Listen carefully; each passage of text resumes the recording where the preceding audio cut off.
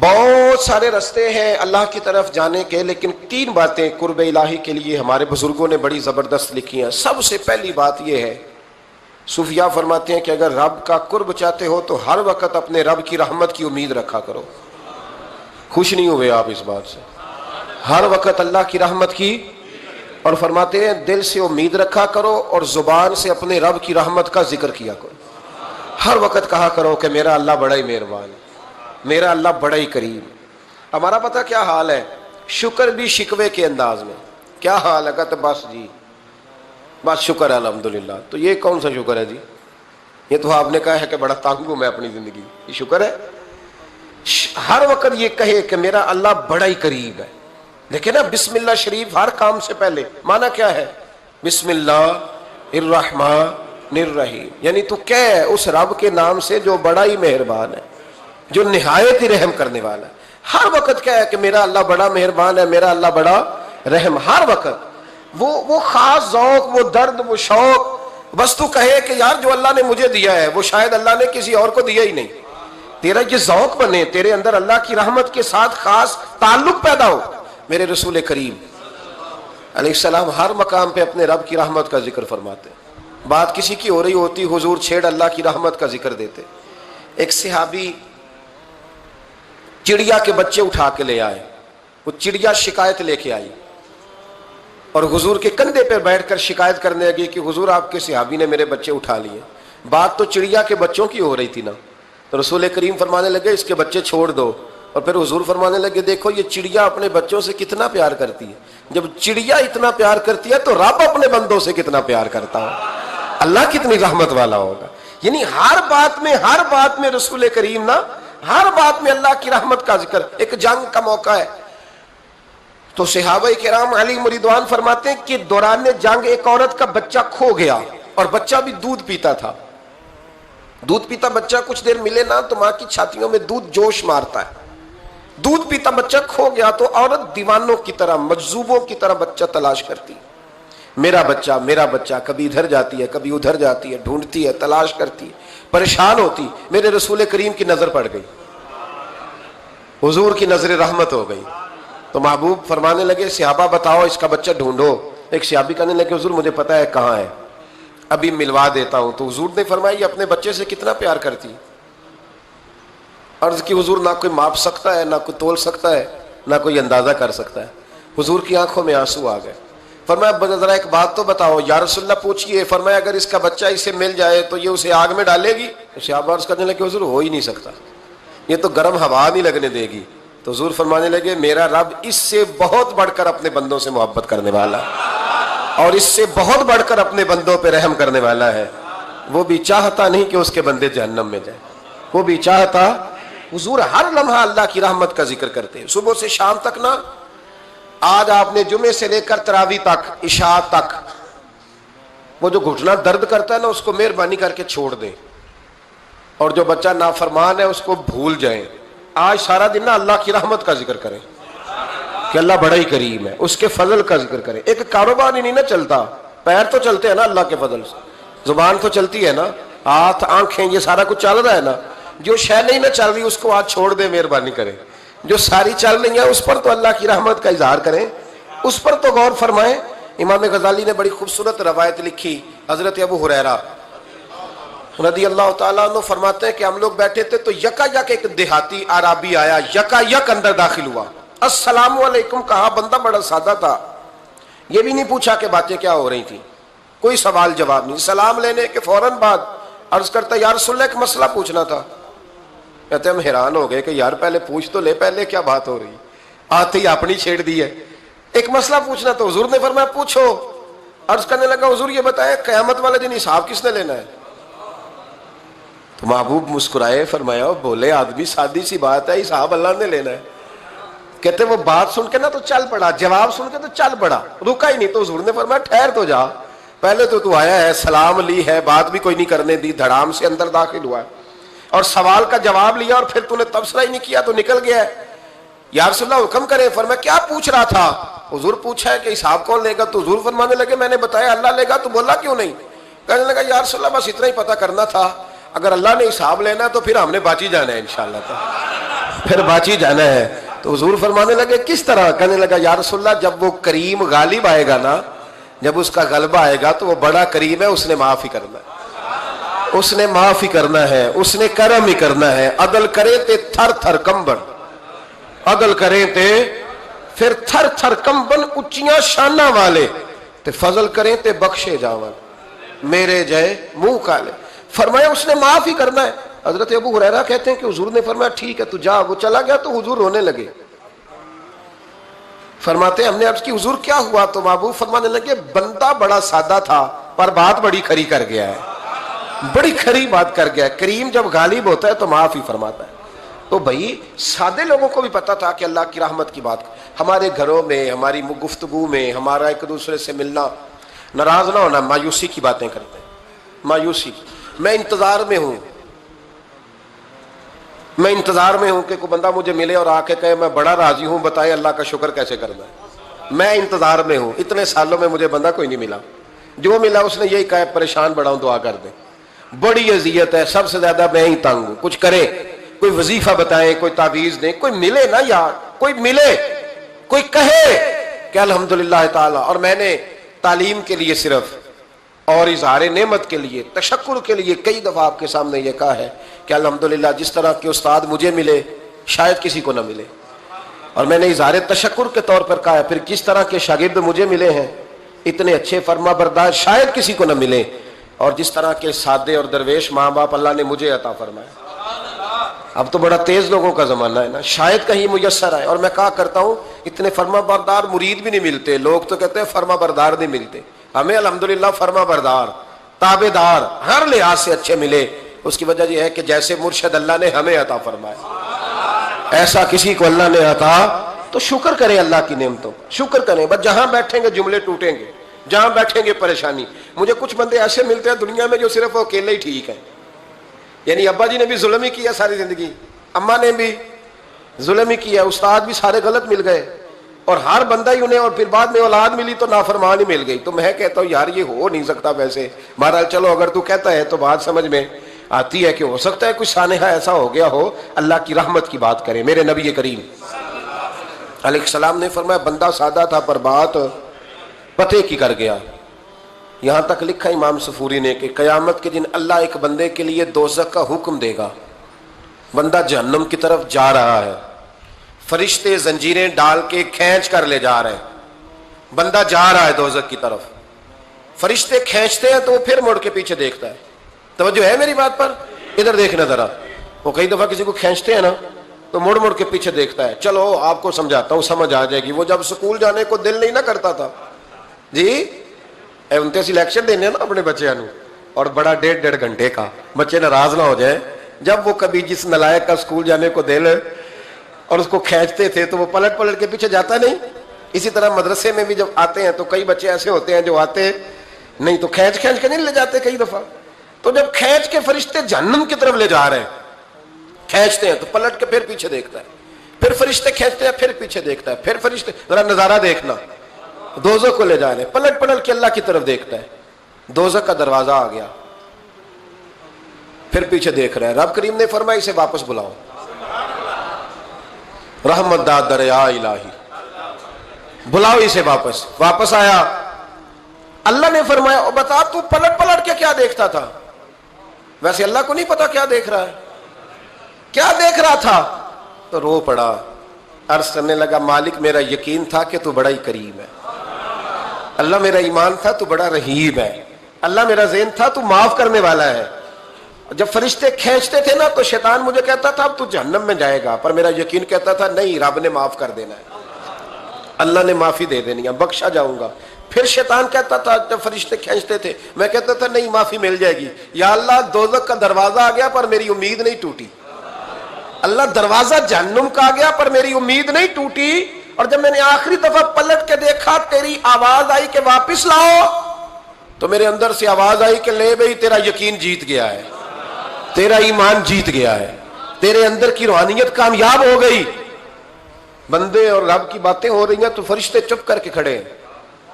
تو رب نے فرمایا تم خاموش کھڑے ہو. عرض کی یا اللہ بھی اس کا کرنا کیا ہے؟ فرمایا کرنا کیا ہے؟ جو میری رحمت کی اتنی زیادہ امید رکھے اسے جہنم میں ڈال دوں. یہ کیسے ہو سکتا ہے؟ اس کو پکڑو اور میرے فضل کے ساتھ اسے جنت عطا کر دو۔ تو پہلی بات یہ کہ اللہ کی رحمت کی امید رکھیں، صبح سے شام تک کہیں الحمدللہ۔ کیا کہیں؟ ایک ہوتا ہے تکبر کے طور پر بڑھ کے مارنے کے لیے ذکر کرنا، وہ منع ہے، ڈینگے نہیں مارنی، بلکہ اللہ کی رحمت کا ذکر کریں تشکر کے لب و لہجے، تشکر کے لب و لہجے۔ ہمارے نا لفظوں سے شکوے چھلکتے ہیں، ہمارے جملوں سے چھلکتا ہے کہ ہم پریشان ہیں، ہماری باتوں سے محسوس ہوتا ہے کہ ہم کسی وجہ سے بڑی تکلیف میں ہیں، اس کو نکال دیں۔ جب بندہ اللہ کی رحمت کی امید کرے گا تو اللہ بھی پھر رحمت، فضل اور کرم کے بادل ہی برسائے گا۔ دوسری بات ہمارے بزرگوں نے لکھی ہے، اگر اللہ کے قرب کا رستہ طے کرنا ہے تو وہ اس طرح ملے گا کہ اللہ کے ہر فیصلے پہ راضی ہو جاؤ۔ جہاں اللہ نے مجھے بٹھایا میں راضی ہو جاؤں، جہاں اللہ تبارک و تعالیٰ نے میرے بھائی کو بٹھایا ہے وہاں میرا بھائی راضی ہو، جہاں جہاں اللہ نے ہمیں بٹھایا ہے ہم اس جگہ پہ راضی۔ معاملہ پتہ کیا ہے؟ ہم اپنی مرضی کا فیصلہ چاہتے ہیں، اور مرضی تو اللہ کی چلے گی، مرضی اللہ کی چلے گی۔ میرے رسول کریم علیہ السلام نے صحابہ سے پوچھا تم کون ہو؟ حضور مومن، فرمایا ایمان کی دلیل دو۔ یہ بات مجھ سے کو پوچھے تو شاید میں جھگڑا کروں کہ ایمان کی دلیل۔ حضور نے فرمایا کون ہو؟ یا رسول اللہ مومن۔ فرمایا دلیل دو۔ حضور دلیل ہے ہمارے پاس، دو۔ یا رسول اللہ، اللہ نعمت دیتا ہے تو ہم شکر ادا کرتے ہیں، مصیبت ڈالے تو صبر کرتے ہیں، اور جو فیصلہ اللہ ہمارے حق میں کر دے ہم اس پر راضی رہتے ہیں۔ میرے محبوب کا چہرہ خوشی سے کھل اٹھا، فرمایا تمہیں مبارک ہو، تم تو واقعی بڑے پکے مومن ہو، تم مومن ہو، اگر اللہ کے فیصلوں پہ راضی رہتے ہو تو پھر تم۔ حضور فرماتے ہیں کچھ لوگوں کو اللہ قیامت میں بغیر حساب کتاب جنت میں داخل کرے گا، فرشتے پوچھیں گے پل صراط سے ہوا ہے؟ وہ کہیں گے دیکھی نہیں۔ میزان عمل تلوائے؟ وہ کہیں گے دیکھا ہی نہیں۔ کیسے آ گئے؟ تو کہیں گے خدا کے فضل سے آ گئے۔ فرشتے پوچھیں گے تمہارا عمل کیا تھا؟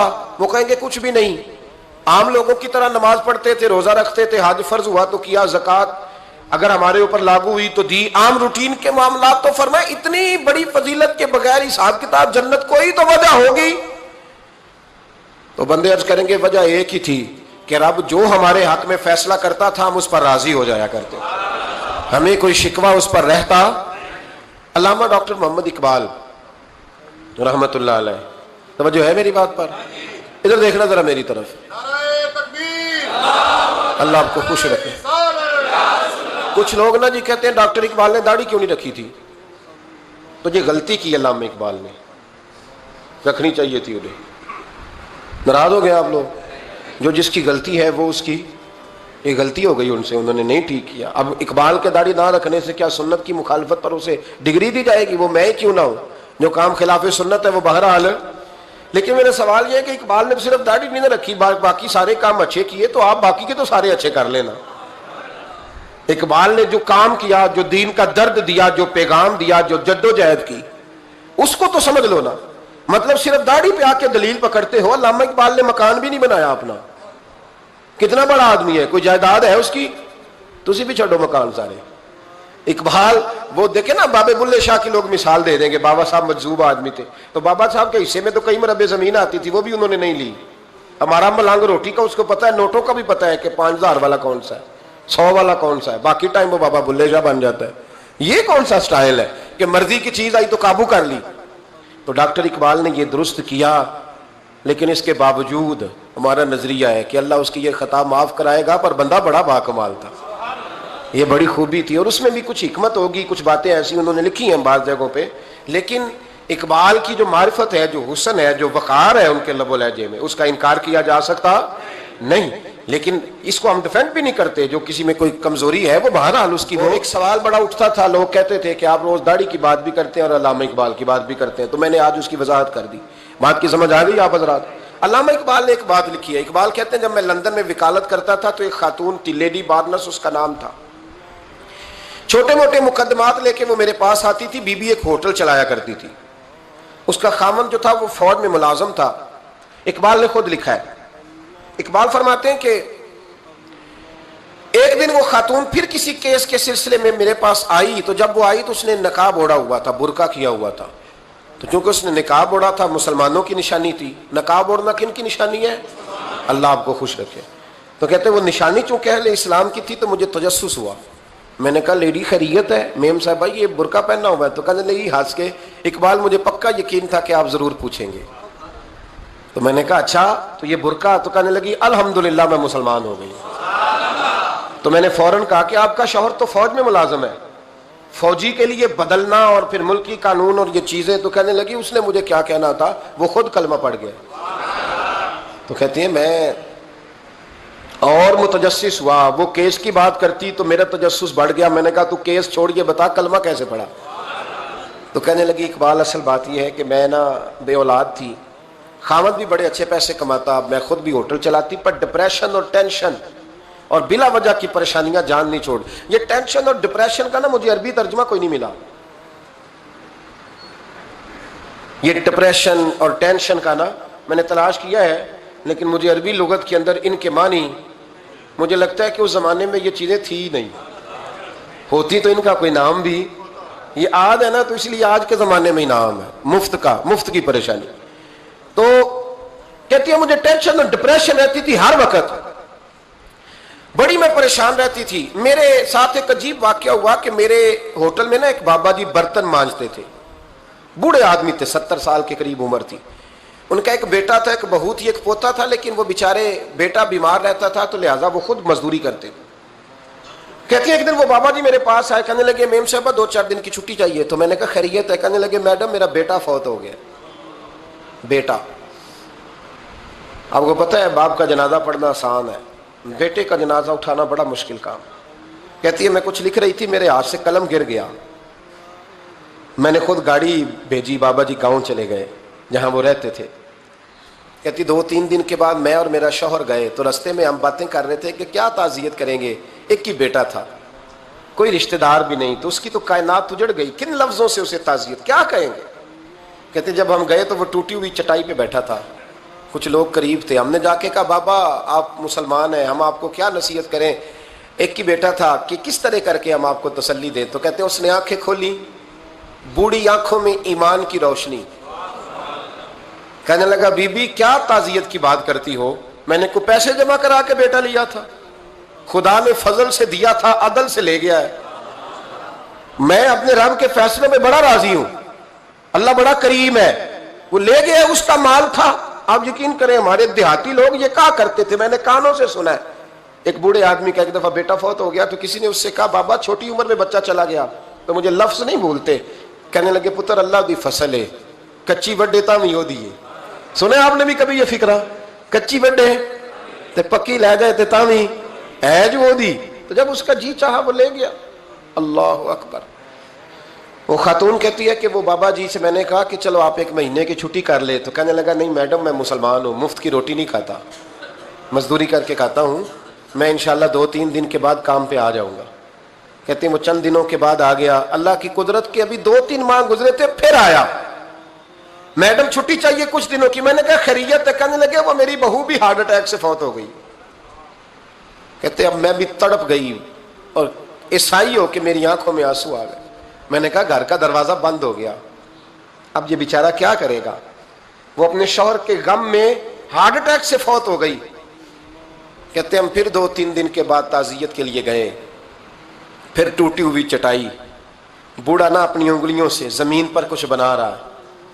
کہتے قریب گئی اور میں نے جا کے کہا بابا اب تو تسلی آپ نے خود ہی کرنی ہے، جو نظام تھا وہ تو ہو گیا. تو کہتے ہیں پھر اس نے آنکھیں کھولی، آسمان کی طرف دیکھا تو کہنے لگا بیٹی کوئی پریشانی نہیں، میرا بیٹا بغیر شادی کے بھی تو فوت ہو ہی سکتا تھا نا، بس میرے مالک نے جب چاہا جیسے چاہ ہوا. میں انشاءاللہ 2-4 دن کے بعد کام پہ آؤں گا. یہ میرا 3-4-5 سال کا پوتا ہے، ابھی اسکول داخل ہوا ہے، میں ساتھ لے آؤں گا، وہاں میرے ساتھ اوپر کوارٹر میں جہاں میں رہتا ہوں یہ بھی رہے گا.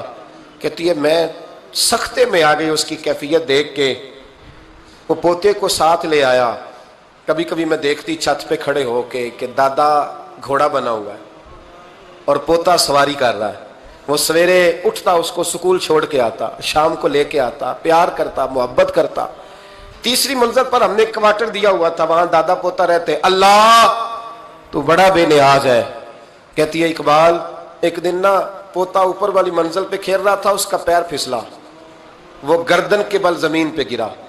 مجھے خبر ہوئی تو میں دوڑی، ایمبولینس منگائی، خون سے لتھڑے ہوئے اس بچے کو دادے نے اپنی گود میں رکھا، اور جب ہم ہسپتال کی طرف گئے تو ہاسپٹل بعد میں آیا، جناب اسرائیل پہلے آ گئے اور کہتے ہیں وہ گود میں دم توڑ گیا۔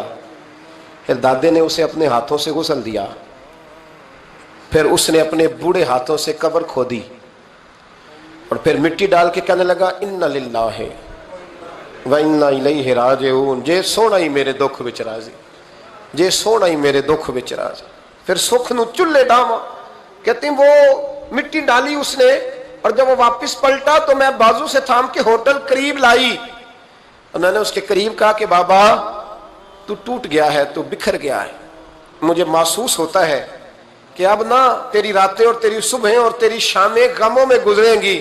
تو کہتے ہیں یوں اس نے ہاتھ رکھے اور یوں آنسو چھٹک دیے، کہنے لگا میڈم کیوں میرے اندر کوئی عقیدہ نہیں، میں کوئی لوارث ہوں، میرا کوئی رب نہیں، میں کیوں پریشان رہوں گا، میں تو پکا ہوا پھل ہوں، تھوڑے دن گزریں گے قبر میں جاؤں گا، اور جب جنت میں جاؤں گا تو اللہ میری بیٹے سے بھی ملاقات کرائے گا، میرے پوتے سے بھی ملاقات کرائے گا، میرا رب ساری ملاقاتیں کرا دے گا، میں اپنے اللہ کی رضا پہ بڑا راضی ہوں۔ وہ خاتون کہتی ہے میرا اور میرے شوہر کا کلیجہ پھٹنے لگا، میں نے کہا بابا یہ جذبہ کہاں سے ملتا ہے، یہ سکون کہاں سے آتا ہے، یہ کیفیت کیسے ملتی ہے؟ مجھے کہنے لگا تو نے لینی ہے؟ میں نے کہا تو کہنے لگا تو بھی گنبد خضرا والے نبی کا کلمہ پڑھ جا، تو بھی رسول اللہ کا کلمہ پڑھ جا۔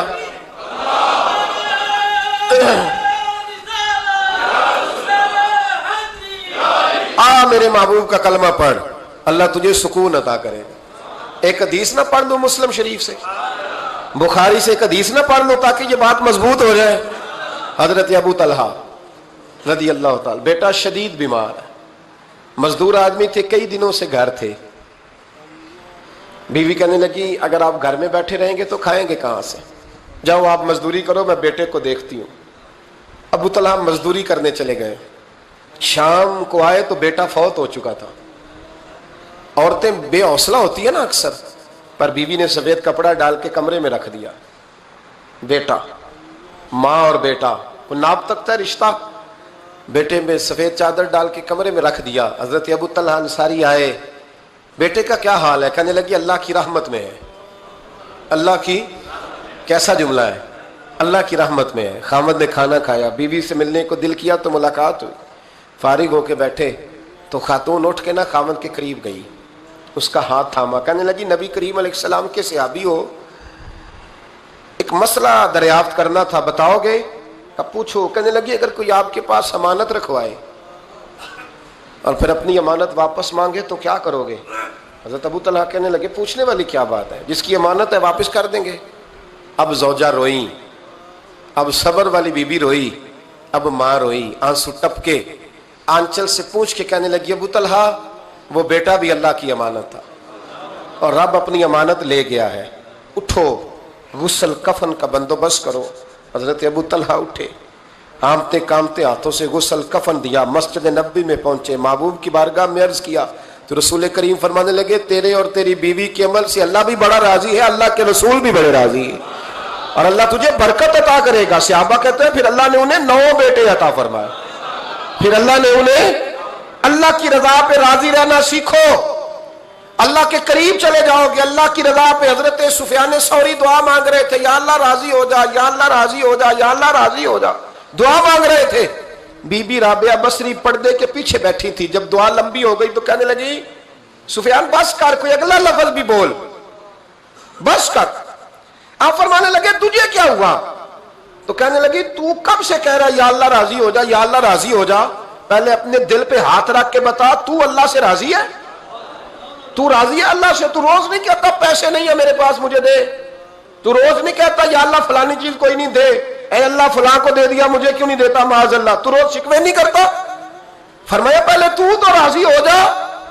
ترمذی شریف کی حدیث ہے، میرے نبی کریم علیہ السلام نے فرمایا تم اللہ کے دیے ہوئے تھوڑے رزق پہ راضی ہو جاؤ، اللہ تمہاری تھوڑی عبادت سے راضی ہو جائے۔ دیکھیں نا امام حسین کا آخری جملہ کیا ہے میدان کربلا، آخری جملہ کیا ہے؟ میں 5000 مسجد دے کے کہتا ہوں دیا نہیں میں نے، اللہ بڑا راضی ہے مجھ سے، 5 نمازیں پوری نہیں پڑھتا، امام علی مقام نے نا دل، کلیجہ، جان، اولاد، ہر چیز نکال کے رکھ دی، تو آخری جملہ یہ تھا، اے اللہ بتا تو حسین سے راضی ہے کہ ناراض ہے؟ اللہ تو راضی ہے کہ ناراض ہے؟ بھائی پہلی بات رحمت الہی، دوسرا اللہ کی رضا پہ، یعنی عجیب بات ہے نا، جب اللہ کروڑوں دے تو دنیا چھپاتی ہے، اور جب تھوڑا کاروبار ٹھنڈا ہو جائے تو ساری دنیا کو دنیا بتاتی ہے۔ تو جب میں تو کہہ رہا ہوں کہ میں بندہ ڈھونڈ رہا ہوں جو مجھے ملے، آ کے کہے کہ شکر کا طریقہ بتاؤ، تو مل ہی نہیں رہا، کو ملے جو کہے بڑی خیر ہے، ہر لحاظ سے اپنے رب سے راضی ہو، مل ہی نہیں رہی دنیا۔ تیسری بات، اگر اللہ کے قریب جانا ہے، یہ ان لوگوں کے لیے جو معرفت الہی کے متلاشی ہیں وہ خاص توجہ کریں۔ اگر رب کریم کے قریب جانا ہے تو پھر ایک ذہن بنائیں کہ میرا رب میرے ساتھ ہے، میرا رب میرے، نحن اقرب الیہ من حبل الورید، اور درویش کہتے ہیں جے میں تینوں اندر جانا تو پھر مقید جانا، جے میں تینوں باہر جانا تے اندر کون سمانا، اندر بھی تو ہے تے باہر بھی تو، وچ بلا کون نمانا۔ پھر تصور کریں کہ اللہ میرے ساتھ ہے۔ حضرت جنید بغدادی رحمۃ اللہ علیہ کہتے ہیں میں نے اپنے مرشد سے کہا کوئی وظیفہ جو پڑھا کروں، تو فرمانے لگے جنید پڑھا کر کہ اللہ میرے ساتھ ہے اور اللہ مجھے دیکھ رہا ہے، یہ وظیفہ پڑھا کر۔ کیمرے لگا دیے ہر جگہ ہماری گورنمنٹ نے، کہتے ہیں کیمروں کی مدد سے پکڑا گیا، کیمروں کی مدد سے، مسجدوں کے دروازوں پہ کیمرے، ایئرپورٹوں پہ کیمرے، ریلوے اسٹیشن پہ کیمرے، بڑے بڑے جنرل سٹور پہ کیمرے، نیچے لکھا ہے خبردار کیمرے کی آنکھ آپ کو دیکھ رہی ہے۔ کیمرے کی آنکھ دیکھے تو لوگ گناہ نہیں کرتے، تو یہ کیوں نہیں سوچتے کہ رب ہمیں دیکھ رہا ہے؟ یہ تصور کیوں نہیں جمتا کہ رب ہمیں، اور اللہ فرماتے ولی من خاف مقام ربہ جنتان، جو اللہ کے سامنے کھڑے ہونے سے ڈر جائے گا نا، اللہ اسے 2 جنتیں عطا فرمائے گا۔ اللہ اسے ایک دفعہ اگر کوئی ڈر گیا اللہ کے سامنے کھڑے ہونے، کتنی دفعہ بولیں تو صحیح؟ اس پر ہمارے مفسرین نے لکھا ہے کہ کبھی زندگی میں ایسا ہو کہ گناہ پر ہمارا پورا قبضہ ہو گیا ہو، گناہ پورا قابو میں آ گیا، اب کوئی روکنے والا نہیں، تو فرمایا جو اس وقت اللہ کے خوف سے ڈر جائے گا اللہ اسے 2 جنتیں عطا فرمائے گا۔ امام شافعی رحمۃ اللہ علیہ کے زمانے میں نا ایک بادشاہ کا اپنی بیوی سے جھگڑا ہو گیا، تو وہ بھی ملکہ تھی، کسی بادشاہ کی بیٹی تھی، شہزادی تھی، اس نے بھی سخت جملہ کہا، کہنے لگی چل دور ہٹ جہنمی، معاذ اللہ۔ اب اس نے اپنے خامند کو جہنمی کہا، تو کہا، وہ کہنے لگا اس کا خامند کہ اچھا تو مجھے جہنمی کہتی ہے، جا پھر اگر میں جنتی نہیں تو تجھے 3 طلاقیں۔ اب کیسے ثابت ہو کہ جنتی ہے کہ جہنمی ہے؟ کیسے پتہ چلے گا؟ علماء سے پوچھا تو وہ کہنے لگے ہم کیسے بتائیں، کون ڈگری دے کہ تو جنتی ہے کہ جہنمی ہے؟ بات دور نکل گئی۔ امام شافعی کے پاس گیا، وہ رسوخ رکھتے ہیں علم فقہ کا، ان کے پاس گیا، جا کے کہنے لگا حضور یہ مسئلہ ہے۔ امام صاحب فرمانے لگے اکیلے میں مجھے ملتے ہو؟ وہ اندر آیا، کچھ دیر گفتگو ہوئی تو امام صاحب فرمانے لگے لو جی یہ بندہ جنتی ہے، اس کی بیوی کو طلاق کوئی نہیں ہوئی، یہ جنتی ہے۔ آپ کو پتہ ہے لوگ فتویٰ جلدی دے دیتے ہیں، کچھ لوگ خلاف تقریریں کرنے لگے کہ بادشاہ تھا تو امام صاحب نے بچا لیا ہے، کیسے آپ نے ڈگری دے دی کہ جنتی ہے جی؟ تو امام صاحب کہنے لگے تم بحث نہ کرتے تو میں بات پردے میں رہنے دیتا۔ سنو، میں نے بادشاہ کو تنہائی میں بلا کے پوچھا ہے کہ کبھی اللہ سے بھی ڈرے ہو؟ صرف اس لیے کہ اس وقت اللہ دیکھ رہا ہے۔ یہ نیت کبھی بندوں سے ڈر کے تو بندے بڑے گناہ نہیں نہ کرتے، کبھی اللہ سے ڈر کے بھی چھوڑا ہے؟ تو بادشاہ کہنے لگا بالکل چھوڑا ہے۔ میری ایک کنیز تھی بڑی خوبصورت، غریب گھر کی ملازمہ، غریب گھرانے کی تھی۔ ایک دن میں آیا تو میرے کمرے میں صفائی کر رہی تھی، معاذ اللہ میرا اس پہ دل آ گیا، میں نے دروازہ بند کر لیا۔ دنیا کی کوئی طاقت نہیں تھی، میرا اپنا محل تھا، مجھے کچھ دیکھ بھی لیتا تو کسی میں جرت نہیں تھی مجھے منع کرنے، اور میں چونکہ حکمران تھا، مطلق العنان تھا، کوئی شکایت بھی نہ کرتا۔ لیکن جب میں نے اس کی طرف ہاتھ بڑھایا تو اس نے ایک ہی لفظ کہا، کہنے لگی تو اللہ سے نہیں ڈرتا؟ تو اللہ سے نہیں ڈرتا؟ کہنے لگا کوئی نہیں تھا امام صاحب مجھے منع کرنے والا، کوئی نہیں تھا۔ لیکن جب اس نے کہا تو اللہ سے نہیں ڈرتا تو میں کانپنے لگا۔ میں نے اس سے معافی مانگی، غریب ملازمہ سے میں نے بادشاہ ہو کے معافی مانگی، میں نے معافی مانگی، پھر میں نے دروازہ کھولا، کہتے وہ چلی گئی۔ امام صاحب کہنے لگے اٹھ میرے سینے سے لگ۔ کہا حضور کیا ہوا؟ فرمایا جو تنہائی میں اکیلے میں ایک دفعہ بھی رب سے ڈر جائے اللہ اسے 2 جنتیں عطا فرمائے گا۔ تو جنتی ہے اس لیے کہ تو یار کبھی تو ایسا ہو، کبھی تو ایسا ہو بھولا گاہک ہمارے قبضے میں آ گیا ہو، ہم اپنا پورا اس پر تسلط رکھتے ہو پر ہم اللہ سے ڈر جائیں. کبھی ایسا ہو کہ کروڑوں روپیہ ہمارے تسلط میں ہو, ہم چاہیں تو جتنا مرضی استعمال کریں لیکن ہم اللہ سے ڈر جائیں. حضرت عمر کا زمانہ تھا, ایک نوجوان صحابی کا بیٹا مسجد جایا کرتا تھا, بڑا نیک تھا. ایک عورت اس کو اپنی طرف بلانے لگی, لبھانے لگی. نوجوان تھا, ایک دن دل آ ہی گیا بی بی پہ. عشاء کی نماز پڑھ کے اس کے گھر کی طرف جا رہا تھا کہ کسی قاری صاحب نے آیت پڑھ دی, والی من خاف مقام ربہ جنتان, جو اللہ کے سامنے کھڑے ہونے سے ڈرے گا رب 2 جنتیں عطا کرے.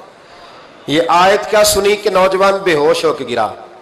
کسی نے باپ کو خبر دی کہ تیرا بیٹا بے ہوش ہے. باپ گھر لائے, بالوں میں ہاتھ پھیرا, بیٹے کیا ہوا؟ اس نے آنکھیں کھول کے کہا ابا جی میں نے گناہ کیا نہیں, لیکن میرا قبضہ پورا ہو گیا تھا گناہ پہ. وہ بالکل راضی تھی, میں چاہتا تو میں گناہ کر لیتا لیکن میں اللہ سے ڈر گیا. کیا واقعی رب مجھے 2 جنتیں دے گا؟ تو باپ نے ماتھا چوما, کا بیٹا اللہ کے وعدے بڑے ہی سچے ہیں, بڑے سچے ہیں. تو یہ تصور کر کے اللہ مجھے دیکھ رہا ہے, پھر ڈر جا, واقعی 2 جنتیں دے گا. اس نوجوان نے چیخ ماری اور روح ہی پرواز کر دی. رات کو جنازہ پڑا, دفن کر دیا. صبح حضرت عمر آئے, فرمایا اتنا نیک نوجوان تھا تو مجھے کیوں نہیں بتایا؟ میں اس کے غسل میں شریک ہوتا, کفن میں شریک ہوتا, میں جنازہ پڑھاتا. حضور بس رات دیر ہو گئی, دفن کر دیا. امام سیوطی نے لکھا, ابن کثیر نے لکھا, ابن عساکر نے لکھا. حضرت جناب عمر فاروق فرمانے لگے مجھے بتاؤ تو صحیح اس کی قبر کہاں ہے؟ نیک ہو کوئی بندہ تو قبر پہ جانا چاہیے. فرمایا بتاؤ قبر کہاں ہے؟ حضرت عمر کو قبر پہ لے گئے تو سیدنا فاروق اعظم قبر پر کھڑے ہو کے فرمانے لگے نوجوان مجھے امید ہے اللہ نے تجھے 2 جنتیں دی ہوں گی. حضرت عمر کہتے ہیں مجھے اللہ کی قسم قبر کے اندر سے بول پڑا, کامل پیر ہونا دے باہو قبر جنا دی جیوے.